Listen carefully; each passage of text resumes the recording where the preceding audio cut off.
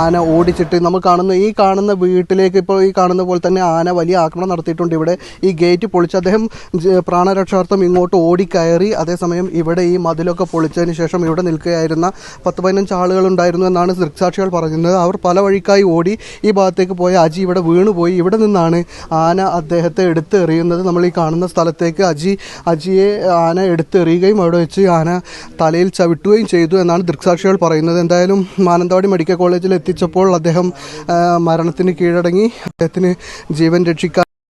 ജീവൻ രക്ഷിക്കാനായില്ല.